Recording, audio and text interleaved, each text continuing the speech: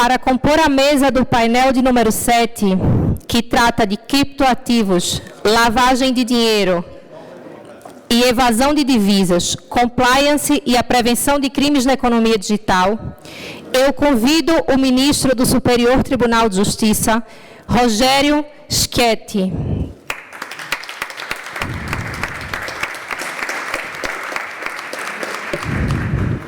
Convido o ministro Reinaldo Fonseca, também do Superior Tribunal de Justiça.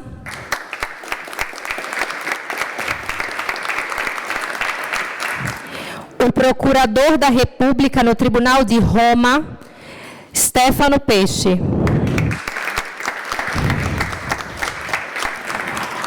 O desembargador do Tribunal de Justiça de Pernambuco, Demócrito Ramos Reinaldo Filho. Convido ainda o mediador Jorge Mussi, advogado e ministro aposentado do Superior Tribunal de Justiça.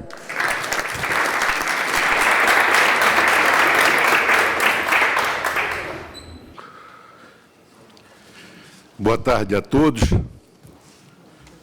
Eu devo lhes confessar da minha alegria e da minha satisfação de, neste final de tarde, de maio, poder atuar na condição de mediador deste painel intitulado Criptoativos, Lavagem de Dinheiro, Evasão de Divisas, Compliance e Prevenção de Crimes na Economia Digital.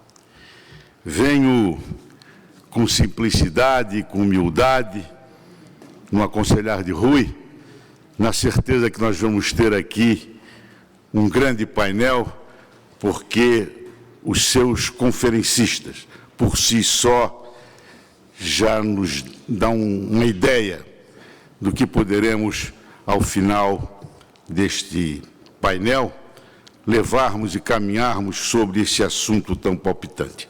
Até porque, como eu sempre digo, que as ideias não são como metais que se fundem, na feliz expressão de Gaspar Martins, e nesta troca de ideias, neste final de tarde, seguramente vamos avançar nesse tema tão palpitante do mundo global.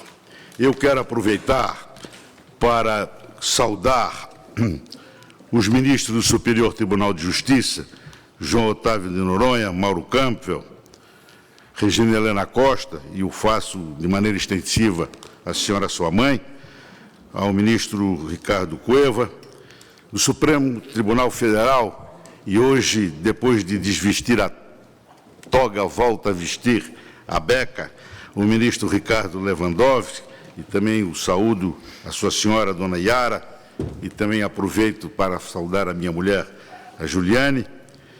A advocacia brasileira, representada pelo nosso presidente Beto Simonetti, o vice-presidente Rafael Orne, meu conterrâneo, manezinho da ilha como eu, e aproveito para também cumprimentar lá de Florianópolis os meus amigos Antônio Gavazzoni, Gelson Merizio e Francisco de Assis Silva, que aqui nos dá a presença, a honra com a sua presença. Eu fui advertido ainda há pouco, por questões funcionais e regimentais, de que o painel não pode ultrapassar as 18 horas. E assim peço aos senhores painelistas que tenham a compreensão para que nós possamos seguir essa regra regimental. Eu digo que eventos internacionais e de alta formação como este são importantíssimos. É preciso parabenizar a iniciativa da Escola Superior da Advocacia e do Conselho Federal, presidido por Beto Simonetti, em parceria com a Universidade de Sapienza da Roma. Os avanços tecnológicos modificam as relações sociais, mas as modificações nunca se disseminaram tão rápido. Na era digital, as inovações não se limitam às fronteiras de um país, mas são adotadas rapidamente em todos os continentes, para o bem ou para o mal. Organizações criminosas incorporam novas tecnologias em suas atividades clandestinas. Os criptoativos não escapam dessa dinâmica, sendo novos instrumentos para a prática de lavagem de dinheiro e de evasão de divisas. Surgem, então, os novos desafios para o direito, ao qual cumpre nobre e insubstituível papel de regular a vida social segundo os ditames da justiça. Os novos desafios precisam ser superados pela cooperação de toda a comunidade internacional. São as sementes lançadas por eventos como este, que frutificam em pesquisa científica, diálogos institucionais, medidas de cooperação e até de acordos e tratados internacionais. Com essas brevíssimas considerações, vamos dar início a este painel e eu concedo, corrigindo, pois, a palavra ao ministro Rogério Schietti Cruz. Por 15 minutos, me advertiu o ministro Reinaldo Soares da Fonseca. Ele não perde o hábito de presidente. Acabou de deixar a presidência. Boa tarde a todas e a todos. Eu, inicialmente, agradeço com muita ênfase o convite que me fez o doutor Rony Preuss Duarte, diretor da Escola Superior da Advocacia, para estar aqui ao lado de amigos e colegas para debater temas tão relevantes e importantes. Agradeço também ao doutor Beto Simonetti, ao doutor e professor Fábio Petrucci, e cumprimento aqui o nosso decano, em nome de todos, o ministro, sempre ministro, né, Jorge Mussi, cumprimento hoje o decano João Otávio de Noronha. Eu sei que ele não gosta de ser chamado de decano, não é ainda na corte, né, e não por idade, mas por antiguidade mesmo na carreira, que tem uma qualidade, também é torcedor do Cruzeiro, e uma pessoa muito querida de todos nós. Cumprimento aqui o professor Stefano Peixe, meu querido amigo, colega Reinaldo Fonseca, desembargador Demócrito Filho, e a todas e todos que estão presentes. Eu, nestes 15 minutos que me cabem, pensei em fazer baseado em um texto que escrevi, uma comparação voltada, evidentemente, para o tema, que é lavagem de dinheiro e evasão de divisas na economia digital, em face do surgimento das novas tecnologias e das novas formas de comunicação de ativos, né? Especialmente os criptoativos. E ontem, quando ouvia as exposições dos ministros Luiz Roberto Barroso e Lewandowski, aliás, a quem cumprimento, está, acho que lá atrás, nosso sempre ministro Ricardo Lewandowski, comecei também a fazer essa comparação, nem está no texto, mas a mudança que houve de 50 anos para cá na criminalidade. Eu aqui estou falando no meio de profissionais que talvez não gostem tanto do direito criminal quanto eu gosto. Eu sou daqueles que fizeram o caminho inverso. Eu era apaixonado na faculdade pelo direito civil, era sempre o primeiro aluno, não ligava muito para o direito penal, Mussi. E depois, acho que é porque eu fui para o Ministério Público, né, e ali fui corrompido pelo crime, e passei a amar, né, esta área das ciências jurídicas, e hoje é o que me seduz mesmo. E se nós formos observar, até 50 anos atrás, os crimes que nos ocupávamos e que nos incomodavam eram, e ainda são, os crimes de rua, assim chamados crimes de rua. Roubo, homicídio, estupro, etc., né? E são crimes naturais, crimes que sempre existiram ao longo da nossa história e que sempre foram punidos de uma forma ou de outra. E surgiram os crimes que nós poderíamos dizer crimes criados pela modernidade ou pós-modernidade, concomitantemente ao surgimento das tecnologias, especialmente com o surgimento da internet, que permitiu coisas boas, mas também permitiu a deflagração de práticas ilícitas que lesam multidões ao mesmo tempo, às vezes lesam toda a humanidade por um simples toque na tecla Enter. E isso ainda nos traz algumas dificuldades na prevenção e repressão, desses crimes, porque não estamos totalmente ajustados à velocidade que é sempre maior na difusão dessas novas tecnologias disruptivas. E o direito, como bem sabemos, é uma ciência das mais conservadoras, né, e das mais lentas quanto a esses necessários ajustes. Os dois crimes em foco nesta nossa fala, em lavagem de dinheiro e de evasão de divisas, são crimes já bem conhecidos. Nós podemos dizer que, para que se possa falar na utilização de criptoativos para lavagem ou para evasão de divisas, é necessário compreender o conceito. E aqui eu vou roubar o conceito, está vendo? Estou falando de crime, já uso um roubo aqui, né?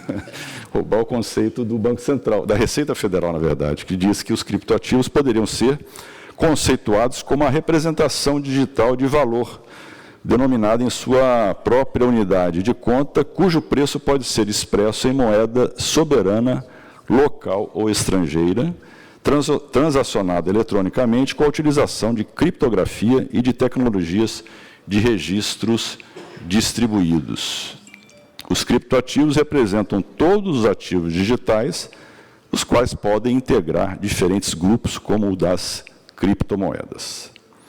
Enfrentar, portanto, esse tipo de criminalidade não é tarefa fácil, não só pela complexidade íncita ao ambiente digital, que não encontra fronteiras ou limites, mas também pelas mais variadas formas de práticas ilícitas que se propagam e que, por conseguinte, não se restringem somente à utilização de criptomoedas para lavagem ou evasão de divisas. Afinal, a internet tem sido utilizada, como disse, para finalidades diversas, e, em alguns casos, para promover transtornos para outras pessoas, incluindo prejuízos financeiros. Nós temos que considerar também o que já foi enfatizado, a vulnerabilidade potencial dos usuários dessa tecnologia, especialmente pela técnica, que também tem sido enfatizada, da deslocalização dos conteúdos, né, no ambiente da internet, de um servidor para outro, principalmente quando temos um servidor que não está fisicamente em um determinado país e muitas vezes dando ensejo a condutas que em alguns países não são classificadas como crime. Então, por exemplo, na Suíça, a não ser que tenha mudado, até há pouco tempo eu sei que não se qualificava como crime a conduta de sonegar tributos, né? Era um ilícito administrativo, que eu creio que ainda seja assim, embora tenha a Suíça avançado na cooperação internacional.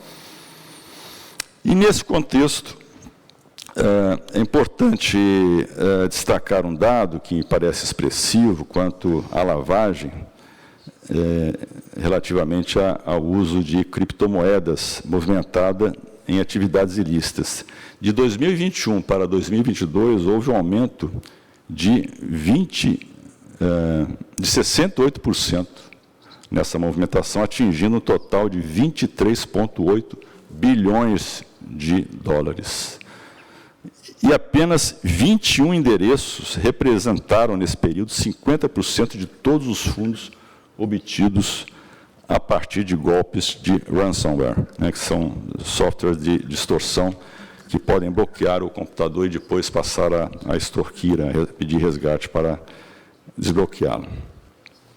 Bem, o crime de lavagem de dinheiro, como todos bem sabem, ele visa, basicamente, de uma maneira muito simplória, tornar lícito um ativo que tem origem ilícita. Isso se faz, geralmente, em 3 etapas que são quase ou usualmente simultâneas. Primeiro, a introdução, né, o placement, que é o momento mais arriscado, digamos assim, do processo de lavagem, em que o criminoso, né, que deseja tornar lícito o capital, o ativo, adota algum tipo de estratégia que já é praticamente confundida com a segunda etapa, né, que é a dissimulação, né, fazendo pequenos depósitos ou comprando moedas, transferindo para o exterior, fazendo operação cabo, enfim, processos que tentam iludir as autoridades e legalizar ou oficializar, legitimar aquele ativo, integrando, portanto, este patrimônio ilícito, dando-lhe áreas de legalidade, né? Isso tudo, evidentemente, é regulado, a sua definição, o seu combate. Nós temos a lei de 1998, portanto, já vão aí, né, 25 anos, mas o que comprova exatamente o que eu disse no início, né? Só a partir de final do século passado nós passamos a ter essa figura delitiva como integrante do nosso sistema normativo penal.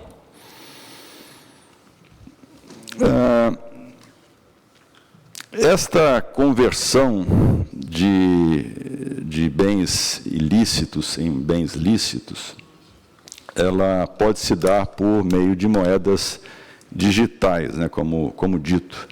E isso se faz muitas vezes por uma técnica que é chamada de mixagem simples, que envolve a ação de misturar ativos digitais lícitos com ativos digitais ilícitos, produzindo, portanto, uma confusão, uma dificuldade de operação. Então, por exemplo, se duas pessoas têm cada uma 4 bitcoins, né, para exemplificar, elas abrem uma carteira com 8 depósitos de um bitcoin, e no final pode-se ter uma ideia de que são 8 ativos distintos, e são, na verdade, os mesmos 8 iniciais que têm essa origem ilícita. Na evasão de divisas, especialmente na sua modalidade de operação de câmbio não autorizada, prevista na Lei 7.492 de 1986, nós temos uma transação que é irregular, porque é assim caracterizada especialmente pelo Banco Central. Então, vejam, mais uma vez, uma conduta formalmente considerada criminosa por uma definição legal. Ela nem sempre existiu. A partir de um determinado momento, uma lei passou a dizer esta operação é ilegal, ela configura evasão de divisas. Eu passo aqui já para, porque temos aí, acho que poucos minutos, para o que tem sido uma dificuldade na apuração, na própria prevenção desses crimes. Nós, acompanhando, digamos assim, essa histórica existência de uma criminalidade de rua, nós sempre trabalhamos com uma apuração centrada em depoimentos, em testemunhos, na confissão dos supostos criminosos. E quando nós estamos diante de uma ilicitude, ou de um tipo de ilicitude que demanda uma inteligência que não é usual, né? Nós até brincamos que o bandido brasileiro nem sempre é inteligente, deixa todo tipo de rastro, não se preocupa em apagar as digitais. No caso da delinquência digital, vamos dizer assim, o crime ele deixa digitais, e é por isso que as formas de sua prática têm de ser necessariamente mais elaboradas, para exatamente evitar a sua descoberta. Então, são operações complexas que exigem necessariamente das autoridades que investigam e que operam a persecução penal e, posteriormente, a punição, uma inteligência também correspondente e uma adaptabilidade a essas novas tecnologias. Até pela linguagem mesmo, né? Eu, por exemplo, me considero quase um ignorante nesse assunto, porque os termos que se utilizam são termos muito restritos, herméticos, às ciências da computação, com as quais nós nem sempre estamos acostumados a lidar. Então, entre as dificuldades de prevenção e repressão desses crimes, nós temos, primeiro, a complexidade do ambiente digital, a velocidade dessas novas tecnologias, a vulnerabilidade potencial dos usuários, porque nós todos somos pessoas sujeitas à enganação, né? Por mais que sejamos avisados desses golpes que pululam por meios virtuais, como, por exemplo, pelo WhatsApp, nós ainda, entre aspas, caímos nesses golpes, eventualmente, né? Porque somos muito vulneráveis a esses engodos que nos são apresentados de uma maneira muito inteligente. A liquidez espacial dos provedores, que não tem fronteiras, as próprias limitações e debilidades do direito penal, porque é um direito que depende de uma legislação votada pelo Congresso, e a lentidão desse processo legislativo não é correspondente à velocidade das inovações tecnológicas, o anonimato e dificuldades de rastreamento de agentes, porque muitas vezes usam laranjas, usam terceiras pessoas, usam falsas empresas, a deficiência da linguagem digital, como falei, e a incapacidade técnica dos atores do controle e da prevenção dos crimes. Tudo isso aliado à precariedade legislativa e dificuldade do processo penal relacionados à atividade probatória e ao tempo dos atos processuais. Os processos são lentos, o processo criminal brasileiro, creio que italiano também, é um processo marcado pela morosidade, não existem processos sumários, a não ser quando eventualmente surja um acordo, né, seja um acordo penal ou processual. Normalmente, se o processo for litigioso, for um processo clássico, né, com uma ação, resposta à acusação, instrução, etc., isso demanda anos e anos, e o reflexo, muitas vezes, é a própria impunidade. Temos, caminhando para o encerramento, temos visto, até na própria dinâmica jurisprudencial, uma dificuldade de obter essa prova. Nós tivemos a oportunidade, o ministro Reinaldo é testemunha, né, e o ministro Mussi também, que estava lá conosco, como existem dificuldades, barreiras mesmo, para acessar os dados, porque estão em confronto com o direito do Estado e da própria sociedade de obter a prova para a punição dos autores desses crimes. Também temos, correspondentemente a esse direito, os direitos envolvidos do cidadão.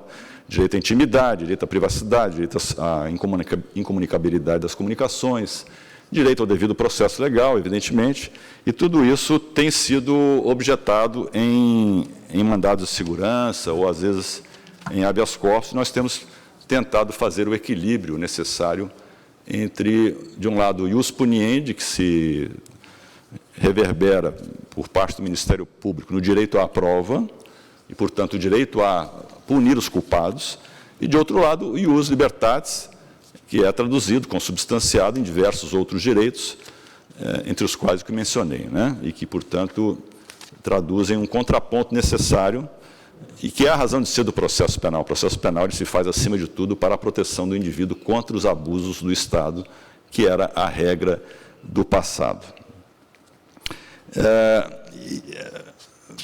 Poderíamos falar aqui de uma questão interessante, que diz respeito à execução de astrentes, né, em crimes onde os provedores se recusam a prestar informações, e nós temos discutido, inclusive, a natureza jurídica dessas combinações legais, mas a mim sempre me pareceu, e nesse ponto creio que não fiquei vencedor, que não se pode simplesmente retirar do patrimônio de uma empresa que não é parte no processo valores sem que se lhe dê a oportunidade de, mediante o contraditório judicial, discutir o próprio valor, que muitas vezes é um valor extorsivo, diria, um valor exorbitante, que é imposto manu militare em ações que são movidas legitimamente pelo Ministério Público, mas que, diante da recusa de um desses provedores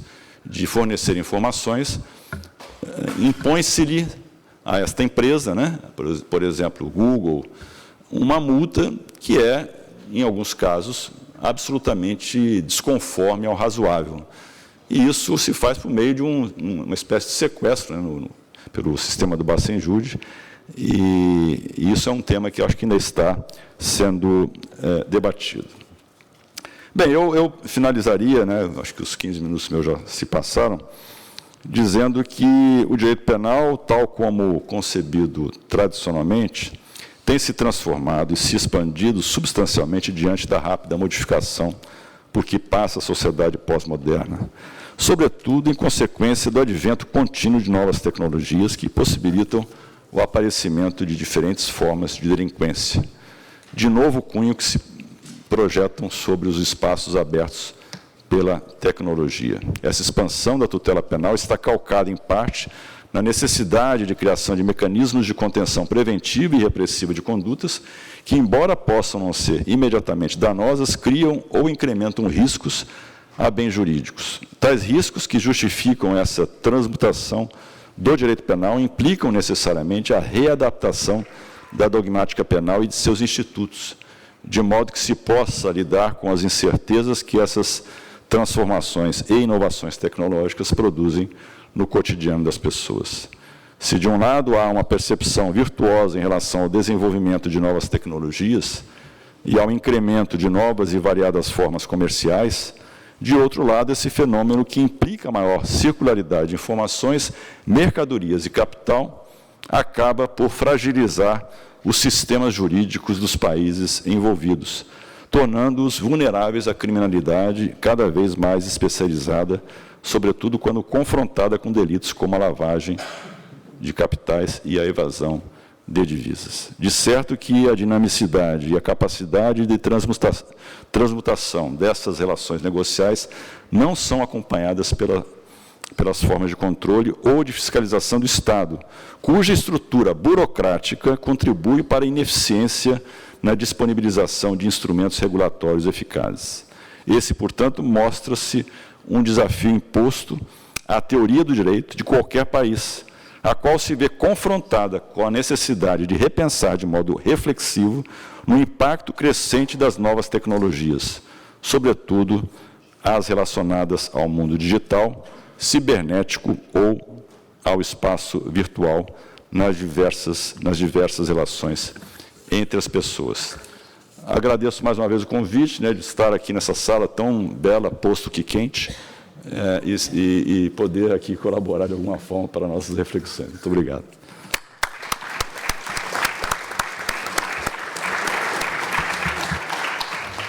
Cumprimentando o ministro Rogério Schietti Cruz, desde logo, passa a palavra ao ministro Reinaldo Soares da Fonseca. Muito boa tarde a todas e a todos. É com muita satisfação que aqui retorno nesse projeto tão significativo e emblemático para o Brasil e em parceria com a Itália, para a Ordem dos Advogados do Brasil, em parceria com a Universidade de Sapienza, exatamente nas pessoas do Dr. Rony, do Dr. Simonetti, e, além do Dr. Rafael, eu não posso, ministro Mussi, deixar de cumprimentar alguém que representa na OAB a minha região, Marcos Vinícius Furtado Coelho. Muito bem. Portanto, muito bem. Parabenizo a Ordem dos Advogados do Brasil e a Universidade de Sapienza, na pessoa do professor Petrucci, que muito bem nos recebe aqui, sempre, na Itália, e é, efetivamente, já um brasileiro de coração. E, da mesma forma, eu quero cumprimentar o nosso presidente de mesa, o colega Jorge Mussi, com quem convivi 7 anos na mesma turma, na mesma sessão, e com quem aprendi que o exercício da autoridade não significa compromisso com arrogância, mas exercício da autoridade é efetivamente um exercício de humildade. Portanto,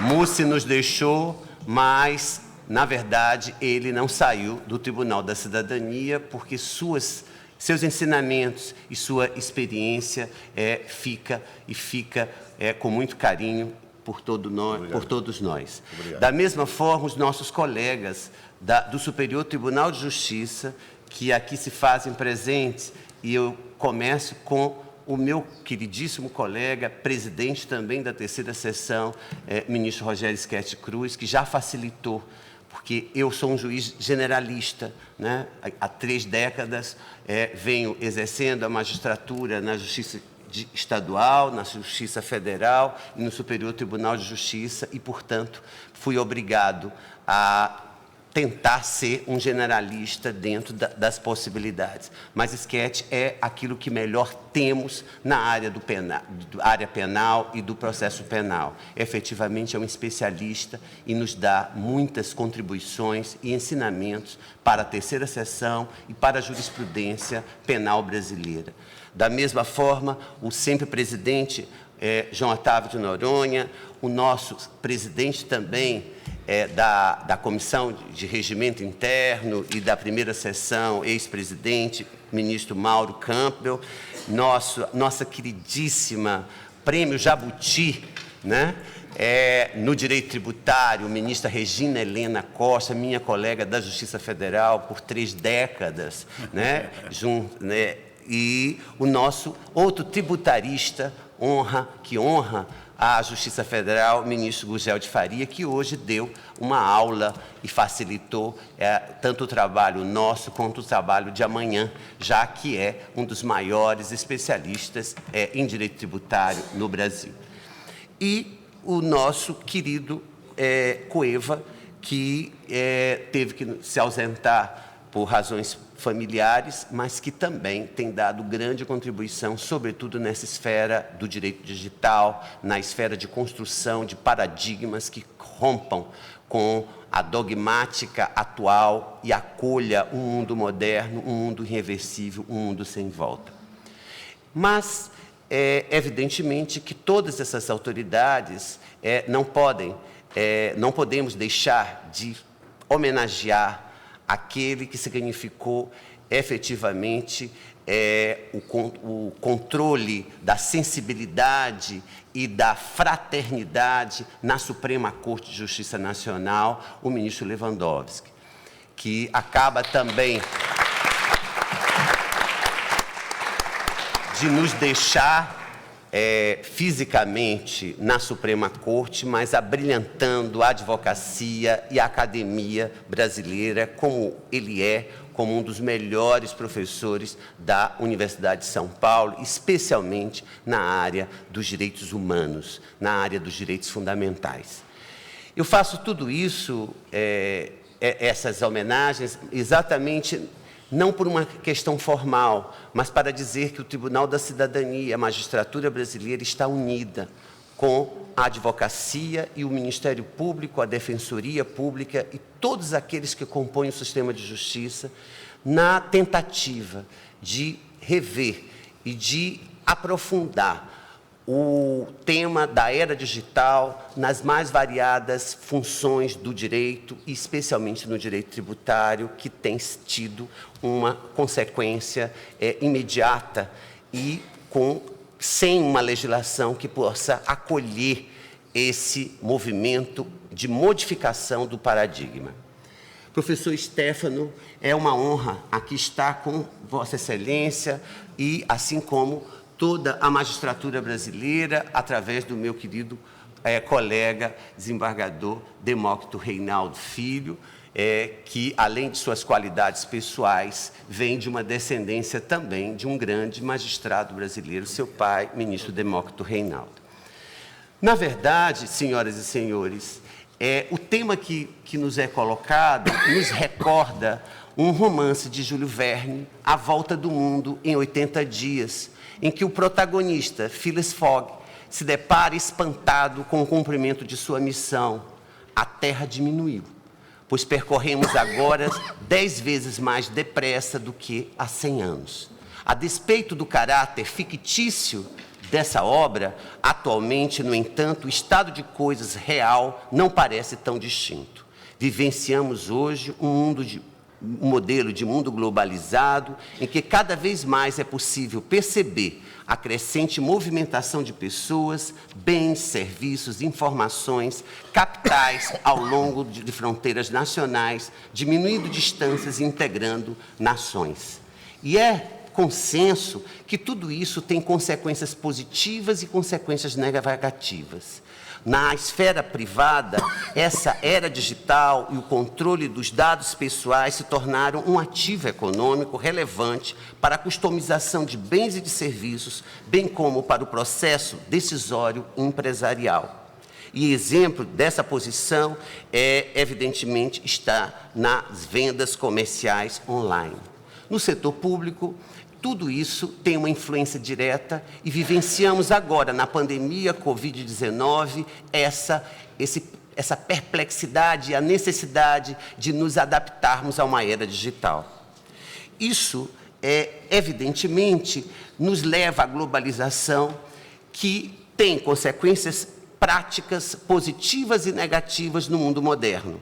A globalização econômica, o aumento do comércio entre os países, a globalização financeira, o mercado financeiro internacional e a globalização jurídica, que nos leva à teoria geracional dos direitos fundamentais de Varzac, desse francês Varzac, que no Brasil foi levado por um grande paraibano nordestino, Paulo Bonavides, que adotou o Ceará como seu. Exatamente porque estamos chegando à concretização de uma perspectiva da terceira geração dos direitos fundamentais, a perspectiva fraterna da fraternidade, ou como alguns entendem, uma quarta ou quinta geração de direitos fundamentais, em que a ética seja a quarta geração de direitos fundamentais, com os aspectos da biotecnologia, da bioengenharia, e a quinta geração dos direitos fundamentais, a famosa as consequências da grande rede www, a era digital.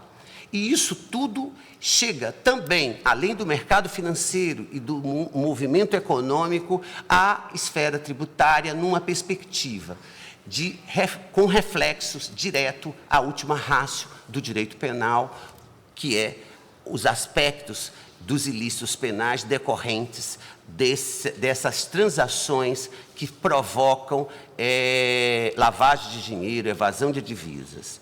E, nesse sentido, as criptomoedas que vêm do criptoativo, dos criptoativos, conforme o Rogério disse, o ministro Rogério, que nos refletem não só os ativos digitais, que envolvem diferentes tipos de ativos, e a criptomoedas constituem exatamente um dos criptoativos, mas a stablecoin, a NFTs e os tokens, que são relacionados à obra de artes, quadros digitais, ativos digitais personalizáveis e numa perspectiva de ausência de controle total do Estado, exigindo cooperação internacional e exigindo um movimento de compliance, como alternativa para que a sociedade possa continuar dizendo que é livre, que é igual e que é fraterna.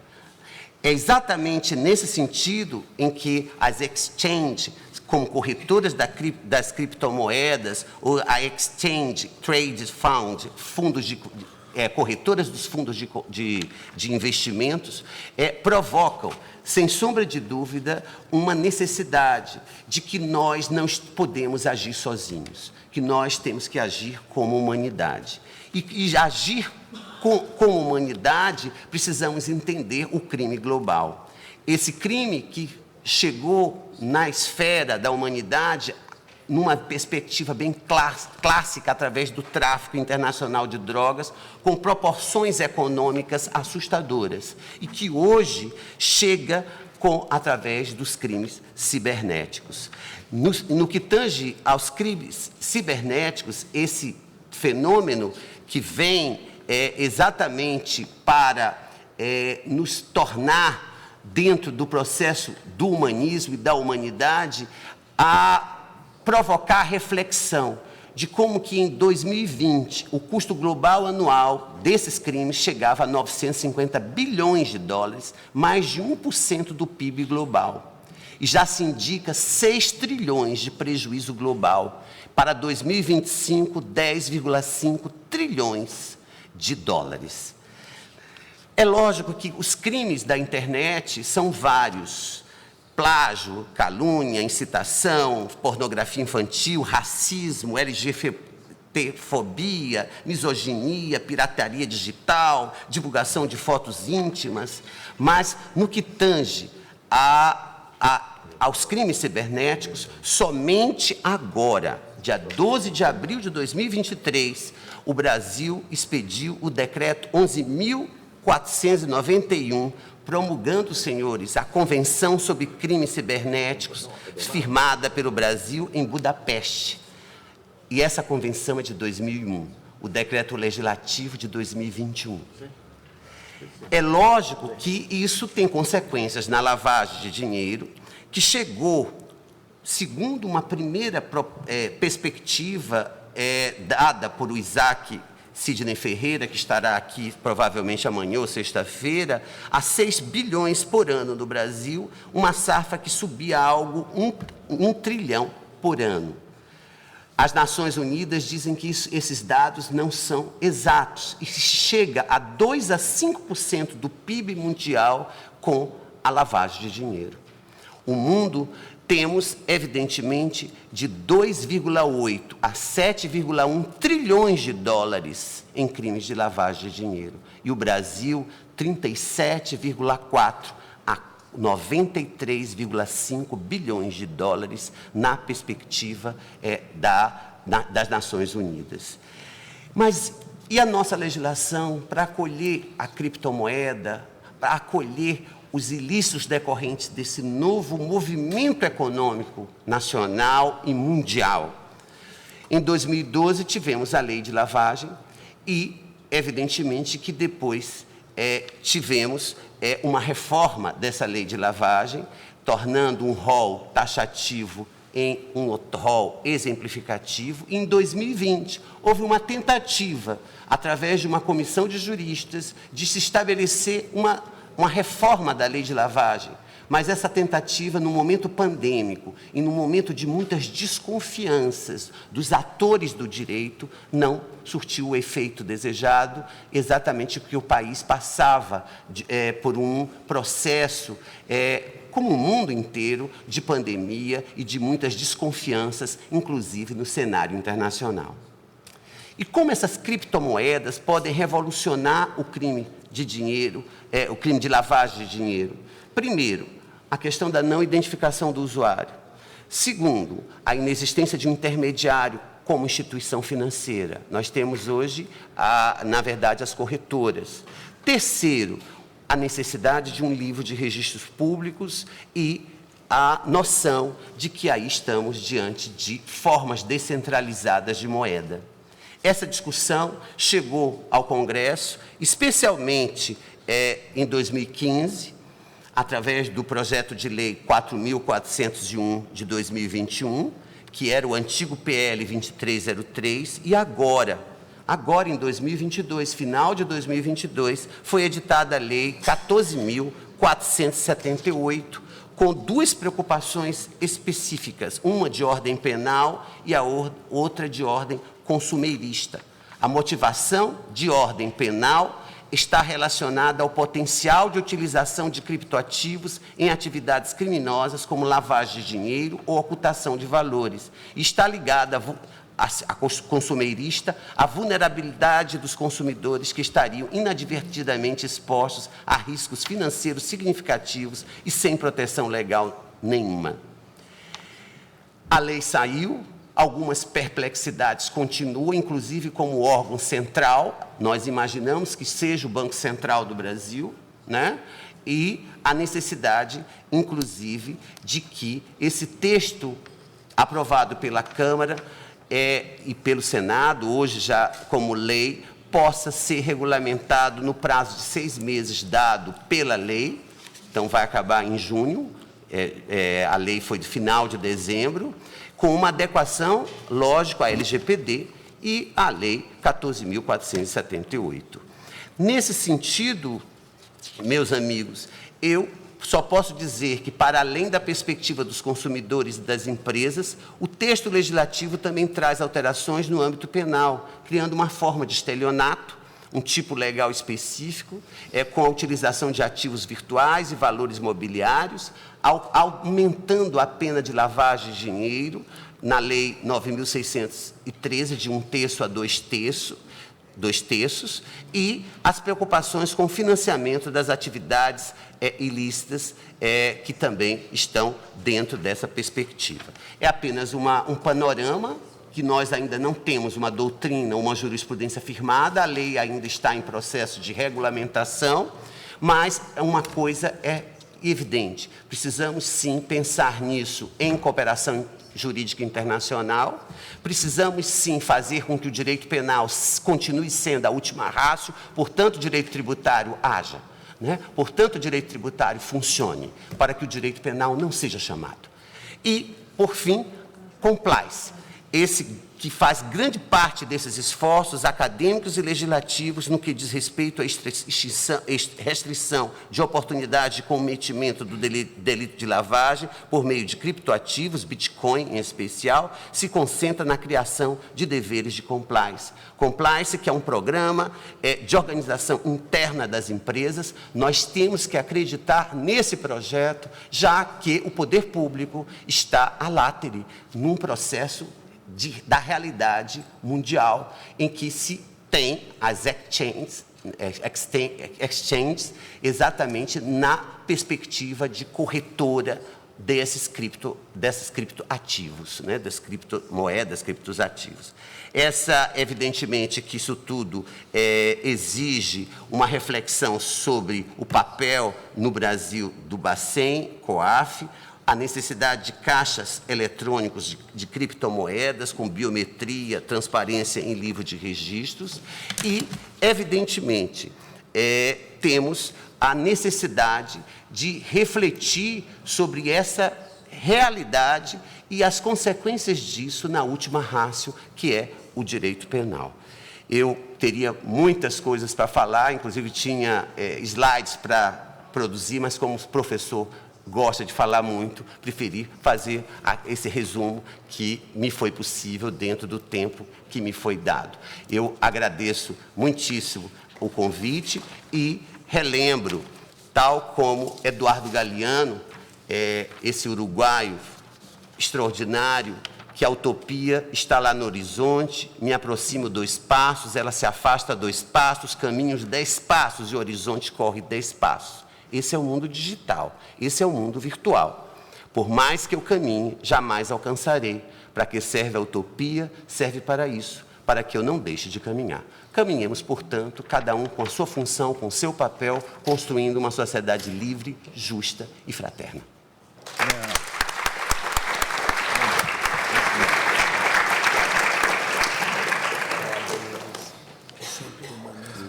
Cumprimentando o ministro Reinaldo Soares da Fonseca, concedo a palavra ao Procurador da Repubblica do Tribunal di Roma, Stefano Pes. Buonasera, anzitutto ringrazio ovviamente gli organizzatori del convegno, l'Ordine degli Avvocati e l'Università La Sapienza, il professore Petrucci e naturalmente tutti coloro che sono intervenuti finora, anche perché naturalmente per chi come me non conosce nel dettaglio, ma neanche per le grandi linee forse, il diritto brasiliano, è stato di grande interesse ascoltare e cercare di cogliere almeno alcune linee di fondo del dibattito che attraversa il mondo del diritto brasiliano a fronte di questo fenomeno che è universale, globale e che in qualche modo in Italia e in Europa è affrontato in modo parzialmente differente. Non mi ripeto se non per cenni, in questi ultimi 20 anni il digitale e la globalizzazione hanno investito tra tutti gli ambiti della vita quotidiana e molto anche il limitato ma non proprio secondario segmento di vita che è il diritto penale e il contrasto alla criminalità. E ha posto vari problemi. problemi teorici e problemi pratici, problemi di disegnare norme, regole, di ipotizzare condotte e fattispecie adatte ai fenomeni che si manifestano e che sono nuovi e, almeno in Europa, molto, creare un tessuto di prevenzione amministrativo e penale, ma preventivo, cioè che non va a reprimere condotte di per sé illecite, ma come vedremo fra poco va a rendere irregolari e sanzionabili dal punto di vista amministrativo alcuni comportamenti non criminali e sanzionare in modo penale l'omissione di alcuni doveri di carattere amministrativo e preventivo.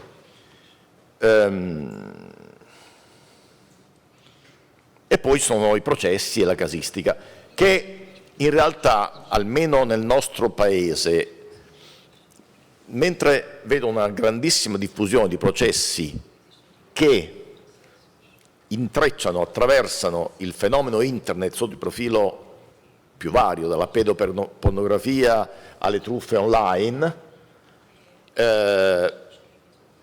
presentano una casistica criminale, nel senso una casistica processuale, criminale non lo so, processuale molto più modesta per quel che riguarda le criptovalute,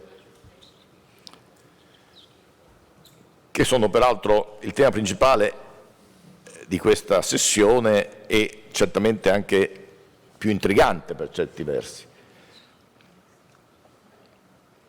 Un punto è abbastanza ovvio e deve essere il nostro punto di partenza nell'analisi. È stato già detto, lo ripeto, c'è un problema di tracking, di tracciabilità, c'è un problema di opacità. Il mondo delle criptovalute è segnato da quello che in Italia viene definito quasi anonimato, nel senso che l'operatività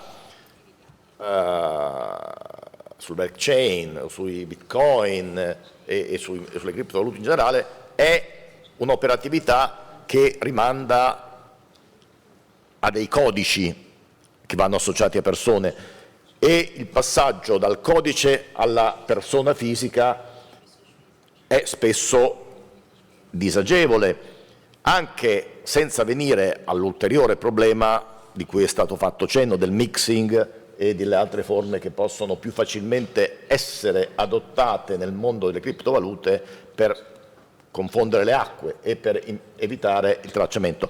Perché insisto sul tracciamento e sulla identificazione dell'operatore?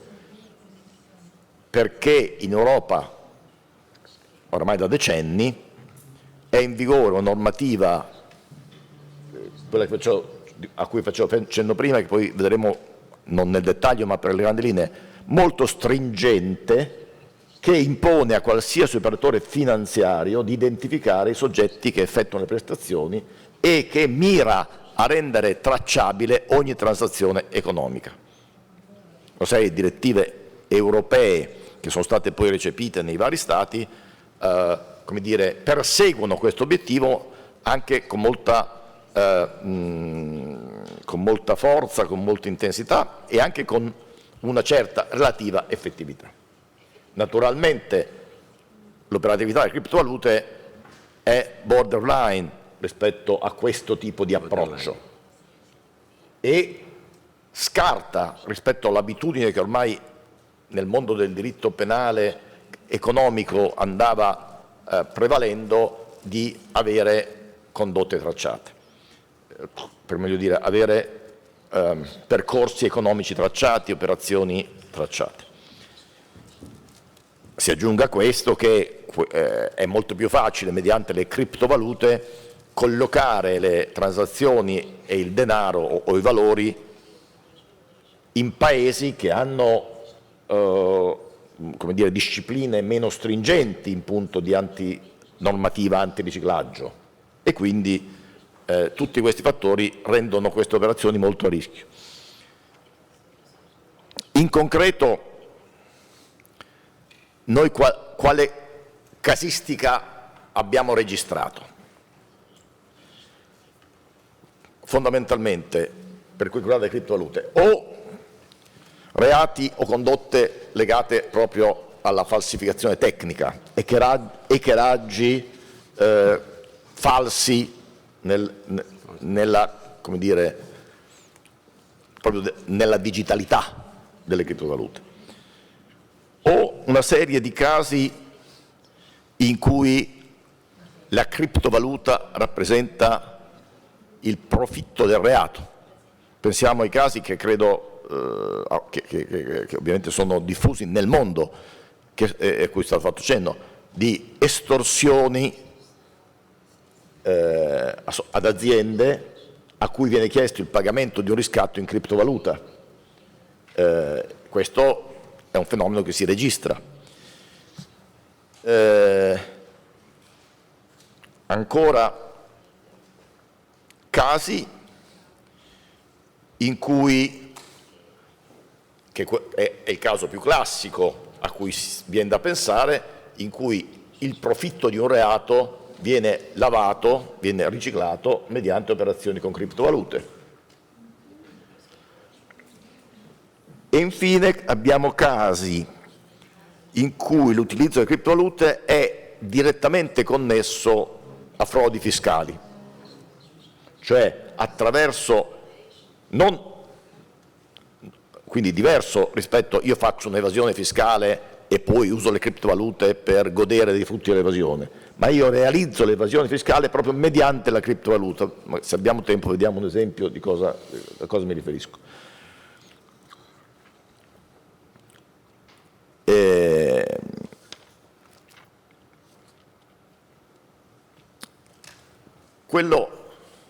Il caso, quindi, partiamo dal caso più semplice, che è quello più ovvio, forse più diffuso, anche se i processi sono molto pochi. Le sentenze della Corte di Cassazione sono 2 in questa materia, è quello del riciclaggio mediante criptovaluta.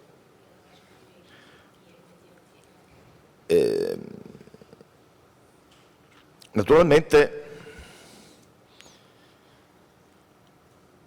il tema va, come dire, declinato tenendo presente com'è disciplinato il riciclaggio in Italia, perché già in Europa noi abbiamo diverse forme del reato di riciclaggio.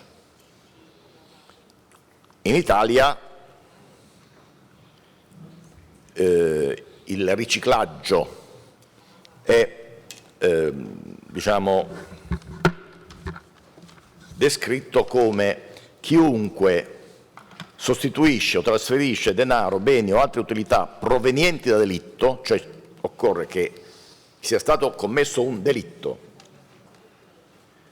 che abbia dato un profitto e che questo profitto sia trasferito, ceduto oppure compie in relazione ad essi, cioè valori, denaro, eccetera, altre operazioni in modo da ostacolare l'identificazione della loro provenienza delittuosa. Quindi occorre un reato, che noi chiamiamo reato presupposto, un reato alla base, un profitto, e che questo profitto sia trasformato in modo tale da impedire il tracciamento, in sintesi, perché il tracciamento è, secondo l'impostazione, diciamo, che adesso va per la maggiore,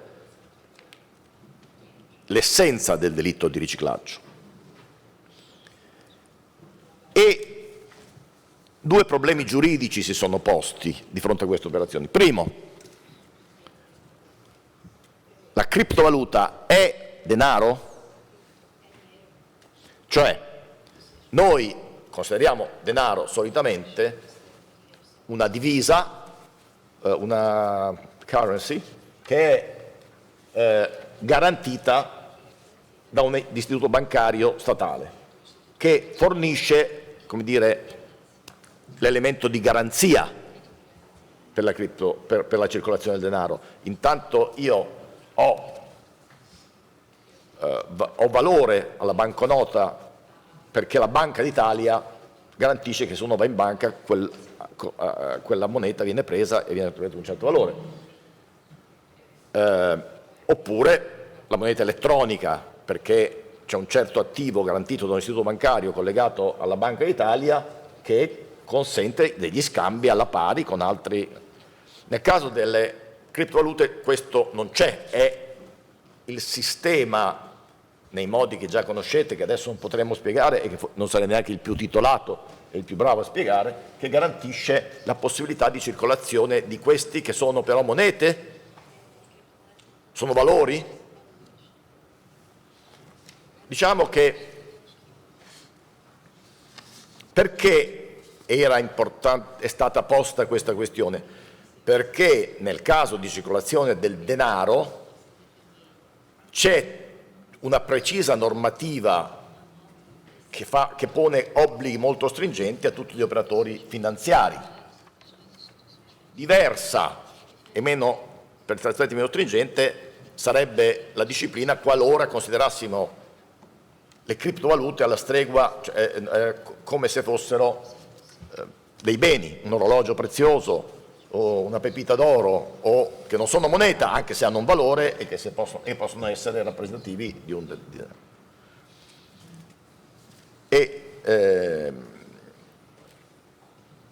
Secondo questo problema, in realtà è un problema teorico che ha un certo peso, nella pratica è superato, sia perché poi, come vedremo, adesso abbiamo una specifica disciplina che ricomprende anche le criptovalute sotto l'ombrello delle regole che sono dettate per il denaro. E quindi in qualche modo è diventata meno importante la necessità di fare questa distinzione giuridica. L'altro tema molto serio è investire in criptovalute è di per sé un modo occulto di utilizzare il denaro?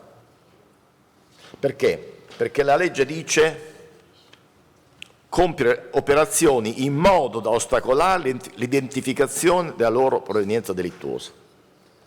E qui le sentenze sono poche e dicono tendenzialmente che sì, la criptovaluta è in qualche modo in sé opaca e quindi se tu hai una somma illecita e la investi in criptovaluta fai riciclaggio, diciamo. Adesso preciseremo. Però questo è un dibattito molto aperto tra i giuristi che si occupano di questa materia, perché non è così scontato che in un ambito nel quale vi è comunque una qualche tracciabilità, c'è un anonimato solo semi-anonimato, il mero fatto solo per il fatto che si è investito in criptovalute fa sì che tu hai compiuto un'operazione volta, mirata a nascondere la provenienza illecita. Sta di fatto che le due sentenze tendono lasciano un po' intendere questo, anche se non lo afferma in maniera papale, in maniera veramente così schietta, e comunque i casi di cui si occupavano non erano solo di investimenti in criptovalute, ma erano fatti con investimenti realizzati mediante prestanome, cioè mediante teste di legno, non so il termine uomo di paglia, e facendo confluire il denaro in società a loro volta controllate indirettamente dal soggetto e quindi non c'era soltanto il fatto che l'operazione realizzata mediante criptovalute ad indicare che si trattava ad indicare che l'intenzione dell'operatore, del soggetto, era quella di impedire l'identificazione e la tracciabilità delle sue operazioni finanziarie. C'era anche altro e quindi quelle definizioni erano, come dire, nell'ambito di una motivazione che prendeva in considerazione tanti aspetti. La questione è anche complicata da un altro fattore. C'ho ancora 5 minuti? 5 minutes? Andrò più in fretta. Che accenno solo che in Italia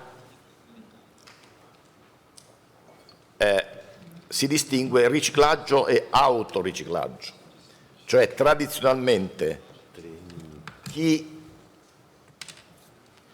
ha commesso il reato presupposto è punito meno di chi lo aiuta a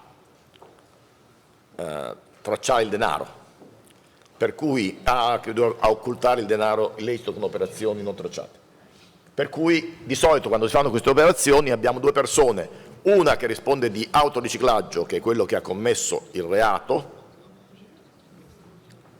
il corrotto, l'evasore fiscale o quello che è, e un altro signore che, benché di solito operi, come dire, su mandato del primo, il quale primo avrà verosimilmente il vantaggio maggiore da questa ulteriore attività, perché è colui che vuole nascondere il proprio profitto, tuttavia è punito in maniera maggiore con un reato diverso di riciclaggio. Non ci soffermiamo su questi aspetti che sono più legati al nostro diritto e alla sua stratificazione storica, e tocco solo due, per chiudere, due argomenti a cui ho fatto cenno prima. Il primo, abbiamo detto, la strategia adottata in Europa qual è a fronte di questo? Non tanto di creare nuove incriminazioni, vale a dire il riciclaggio esisteva prima delle criptovalute, indipendentemente dalle criptovalute, ma è quella di estendere e magari modellare anche su questo tipo di condotte le misure preventive. A chi sono rivolte le misure preventive? Sono rivolte a tutti quelli che normativamente vengono definiti intermediari finanziari, cioè agli operatori del mondo economico, i banchieri, notai, commercialisti, tutti coloro, in questo caso cambiavalute, in Italia come in altri paesi UE, paesi dell'Unione Europea, se un signore vuole professionalmente esercitare la professione di cambiavalute, cioè di cedere dollari in cambio di euro, faccio per dire, deve essere inserito in un registro e ha certi obblighi. Tutti questi personaggi, dal dipendente, dal cassiere della banca, appunto al commercialista, eccetera, sono tenuti per legge, la legge 231 del 2007, poi con tante ulteriori modifiche, sono tenuti a modificare ad alcune attività, diciamo, di monitoraggio.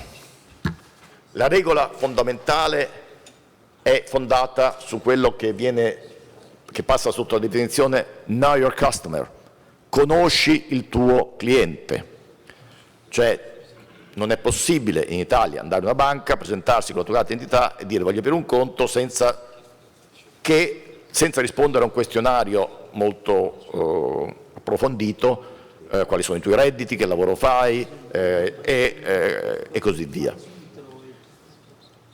Conosci il tuo cliente non è solo questo, è che se per esempio la movimentazione sul conto corrente, faccio per dire, è una movimentazione anomala, per cui io ho per 3 anni di seguito redditi per 200.000 euro e arrivo improvvisamente con 300.000 euro da cambiare, questa è un'anomalia. Sono tanti indici di anomalia che sono disciplinati da un volume abbastanza corposo dell'UIF, Ufficio addetto alla Banca d'Italia per fare queste cose, e l'operatore deve effettuare una segnalazione anonima, cioè che rimane anonima, alla Banca d'Italia, che processa quindi milioni di informazioni sospette, si chiamano proprio per legge SOS, segnalazione, operazione sospetta, dove il sospetto è anche molto modesto, in gran parte vengono cestinate perché non danno luogo a significative incroci, ma che possono invece, e molto spesso danno luogo all'avvio di accertamenti ed eventualmente di processi penali.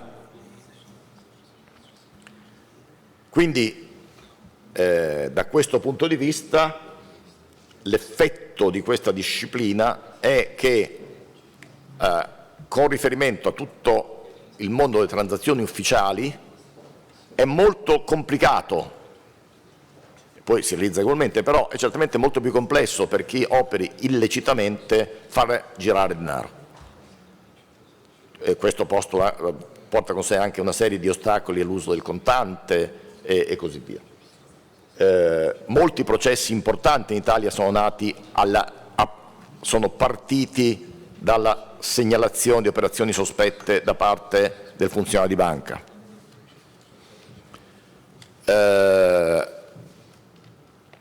E una direttiva del 2018 dell'Unione Europea ha imposto ai Paesi membri, tra cui l'Italia, che si era già peraltro adeguata ai principi nel 2017, chiudo, di applicare anche alle transazioni con criptovalute questi principi preventivi.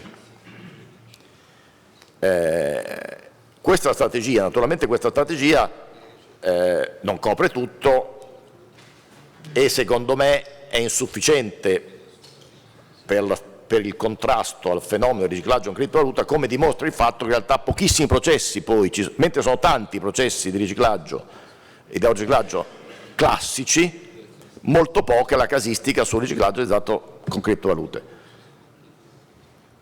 Io chiudo qua perché i tempi non sono più disponibili, giustamente, e quindi rimarrete con la curiosità che non vi farà dormire questa notte su come fanno evasione fiscale con la criptovaluta.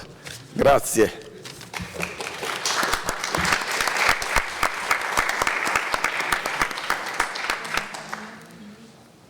Cumprimentando o procurador Romano Stefano Pesce, passo a palavra ao desembargador Demócrito Reinaldo Filho. Boa tarde a todos e a todas. Eu gostaria de saudar todos os presentes, nas pessoas dos componentes da mesa de trabalhos, o ministro Rogério Schietti, o procurador da República no Tribunal de Roma, doutor Stefano Pesce, eminente ministro, presidente dessa mesa, eminente ministro Jorge Mussi, meu querido, grande amigo, ministro Reinaldo da Fonseca. Eu só tenho 10 minutos, portanto, vou tentar resumir, na verdade, o que trago aqui para os senhores e senhoras, que, na verdade, são alguns informes legislativos em torno da regulamentação dos criptoativos. O ministro Reinaldo aqui parece-me que já mencionou de forma aligeirada a legislação brasileira, a Lei 14.478, que foi uma legislação editada no final, em dezembro de 2022, que disciplina em nosso país, no Brasil, alguns aspectos das operações que se utilizam desses novos instrumentos, dessas novas ferramentas financeiras que são os criptoativos. A bem da verdade, essa lei ela é uma lei mais de caráter, eu diria, programático, ministro Reinaldo, porque a par dela criar alguns tipos penais, nela, ela modifica a redação do artigo 171A do Código Penal, que estabelece o estelionato para incluir a forma, o tipo penal de estelionato utilizando-se de criptoativos. Então, todo aquele que obter vantagem ilícita, não é, em proveito próprio, mediante ardil ou algum expediente malicioso para prejudicar alguém, se utilizar esses tipos de instrumentos, novos instrumentos financeiros, incorrerá, então, na figura penal, aí certamente estará inserido no descritor normativo do artigo 171-A, na nova redação que foi dada pela Lei 14.478. Essa lei brasileira, ela também faz alguns retoques na lei de lavagem de dinheiro e na lei que regula a lei de crimes contra os sistemas financeiros. Então, ela é uma lei programática em alguns aspectos, eu diria, e uma lei de caráter penal, porque ela estabelece, cria novas figuras penais. Mas ela não é uma lei abrangente, uma lei compreensiva que regule ou, pelo menos, dê ao aplicador da lei algum norte quando se tratar de enfrentar algumas questões no âmbito dessas operações de tokenização, de utilização desses criptoativos. Então, eu tinha falado semana passada com o ministro Reinaldo: ministro, o senhor vai abordar qual aspecto? Ele disse: eu vou abordar alguns aspectos criminais e vou descer em algum tipo de abordagem na lei brasileira. Então, eu procurei, estou trazendo aqui para vocês, tinha trazido alguns slides para fazer minha apresentação, mas trouxe aqui apenas para procurar ajudar nesse seminário, que tem esse caráter também de atualização jurídica, falar alguma coisa sobre o regulamento europeu, que hoje está tramitando no Parlamento Europeu, que procura justamente disciplinar a utilização desses novos instrumentos financeiros, que são os criptoativos. Esse regulamento ele foi apresentado pela Comissão Europeia, a iniciativa legislativa foi da Comissão Europeia, porque eu acredito que o procedimento legislativo no âmbito da União Europeia quase sempre é impulsionado pela Comissão Europeia, que é o braço executivo da União Europeia. Então, a Comissão Europeia apresentou uma proposta de regulamento, não de diretiva, porque diretiva tem todo um trabalho de internalização do texto no âmbito de cada país soberano, integrante da União Europeia. Mas a forma escolhida foi a de um regulamento. E o nome dado, o texto que eu li é em inglês, então permitam-me os senhores ler aqui em inglês. O nome dado, o título dessa lei é o Markets in Crypto Assets, conhecido pela sigla em português, MIMA, que acredito que em inglês deve ser MACA.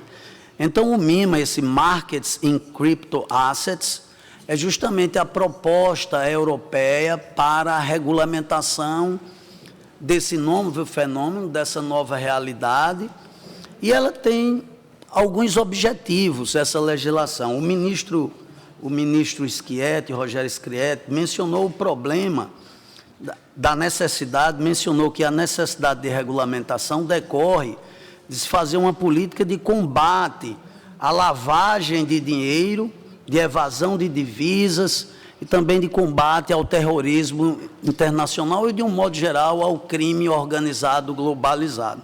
Então, esse Markets in Crypto Assets, essa nova regulamentação europeia, que está tramitando no Parlamento Europeu, ele objetiva justamente como ponto fundamental apresentar uma resposta de política legislativa a esse fenômeno, crime organizado, lavagem de dinheiro, terrorismo, tráfico de pessoas, que está ligado, obviamente, a esse processo de utilização desses criptoativos, que tem essa característica técnica da anonimização. Na grande maioria das vezes, por conta do uso dessas novas tecnologias, foi mencionado aqui pelo Dr. Stefano Pecci, A grande dificuldade é justamente identificar os partícipes, os agentes, numa relação, numa transação, uma negociação de troca, de envio, de ativos financeiros entre pessoas que se utilizam desses criptoativos. Então, a regulamentação ela foi apresentada pela Comissão Europeia em setembro de 2020, mas agora, no dia 20 de abril, ela já foi aprovada pelo Parlamento Europeu. O processo legislativo aqui no âmbito da União Europeia, na verdade, o Parlamento ele divide o poder legiferante com o Conselho de Estado Europeu. Então, o Parlamento já aprovou, agora no último dia 20 de abril do mês passado, aprovou o seu texto desse regulamento, mas falta ainda o Conselho de Estado dar aprovação a esse regulamento, apresentar o seu novo texto. Uma vez feito isso, os dois órgãos vão formar uma comissão especial para chegar a um texto comum, e aí esse texto vai então ser publicado no Diário Oficial da União Europeia e vai ter um prazo de vacatio legis, então passar a vigorar. Eu tenho 3 minutos e só vou dar aqui algumas características desse novo texto, desse novo arcabouço legislativo, esse regulamento europeu. Ele visa também dar segurança jurídica às transações realizadas com criptoativos e, sobretudo, também atribuir proteção aos consumidores. Todos aqueles, foram feitas aqui diversas menções ao quanto está se expandindo esse mercado de criptoativos. Então, esse regulamento tem esse tipo de finalidade. E o ministro Schietti, ele traz também uma definição sobre criptoativos, que é justamente muito parecida com essa definição que o senhor leu da Receita Federal, em algum texto aí editado pela Receita Federal, que ele diz o seguinte, o MiCA, né, o Markets in Crypto Assets, ele define criptoativo como uma representação digital de valor ou direitos que podem ser transferidos e armazenados eletronicamente usando tecnologia de contabilidade distribuída, que é justamente essa tecnologia ADLT, né?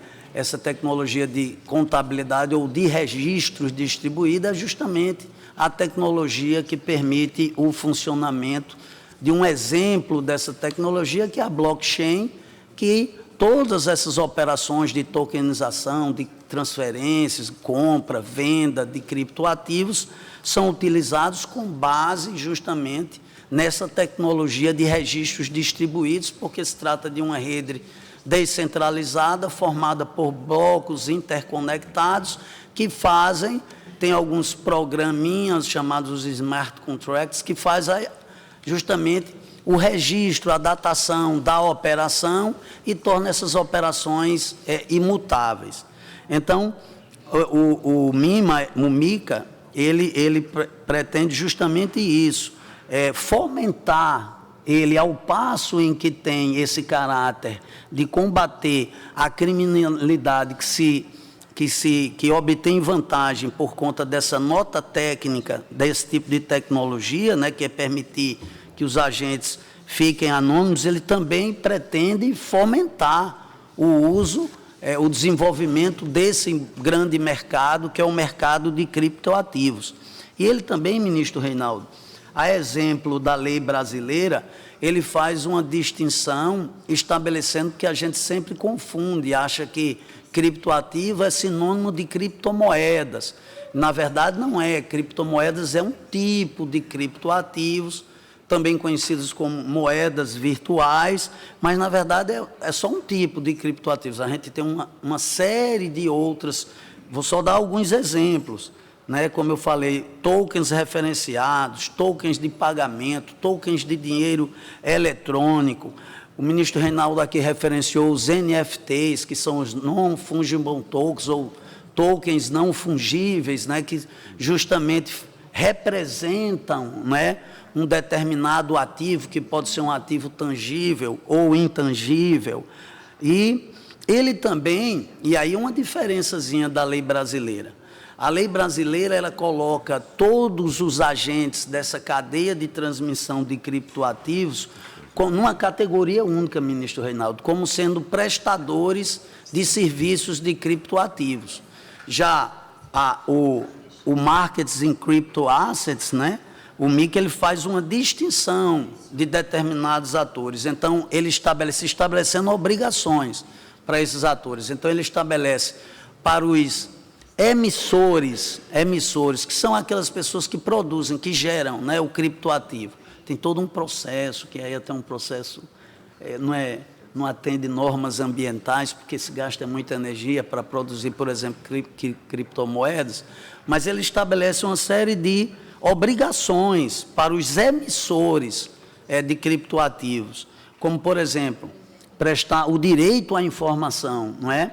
Que é justamente um direito, um princípio presente no Código de Defesa do Consumidor brasileiro, nas leis consumeristas de todos os países, que, na verdade, é o maior direito do consumidor, que é o direito à informação. Então, ele transporta para o texto do MiCA justamente a obrigação de informar os clientes, as pessoas que compram, que investem em criptoativos, né? Dar todas as informações, as características do serviço, preço do serviço, sob pena de, uma vez descumprido esse dever de informação, eventualmente ser obrigado a reparar o consumidor, o adquirente, o cliente que lesado.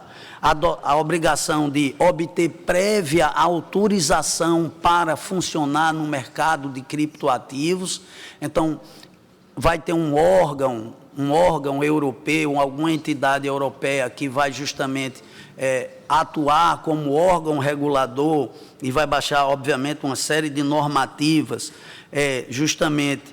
e vai fazer esse processo de autorização para qualquer player que se interesse, um empresário que queira atuar no campo do mercado de criptoativos, tem que obter a autorização, tem que adotar uma série de protocolos de segurança também, e aí também o Markets in Crypto Assets também estabelece obrigações para outra categoria de agentes do mercado de criptoativos, que são os provedores em geral de serviços de criptoativos. E aí se inclui Marielbe referenciou aqui, por exemplo, marketplaces, marketplace de criptoativos, que são as chamadas exchanges, as corretoras, né?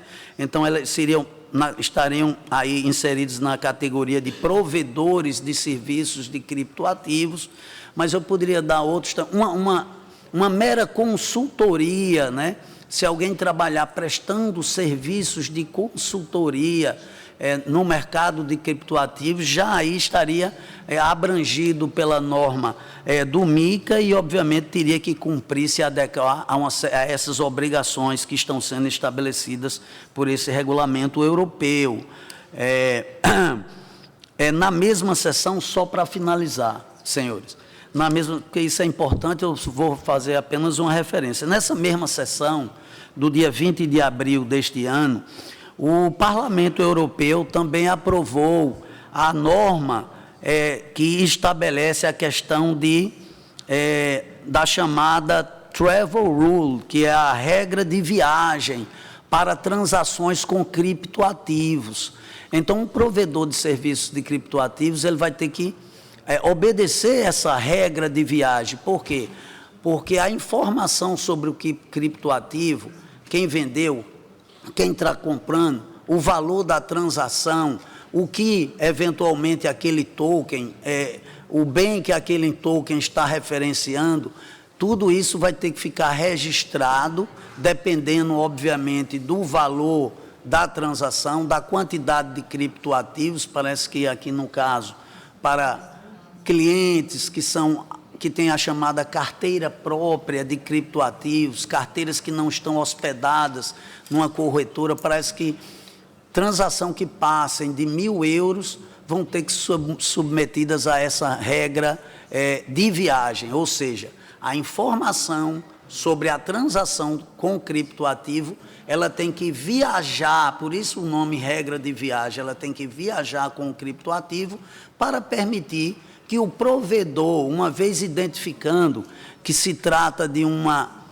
transação suspeita que possa eventualmente envolver transferências de dinheiro de uma organização criminosa para outra, eles possam, então, bloquear essa transação e, eventualmente, punir as pessoas envolvidas nessa transação. Ministro e presidente Múcio, eu fiz aqui uma série de anotações, mas o tempo conspirou contra mim. E, portanto, eu agradeço, quero agradecer aqui o gentil convite que me foi feito pela organização do convite, na pessoa do Dr. Rony Duarte, e, eventualmente, me colocar à disposição de todos os presentes para um eventual e futuro debate, obviamente, regado por um vinho italiano. Muito obrigado a todos.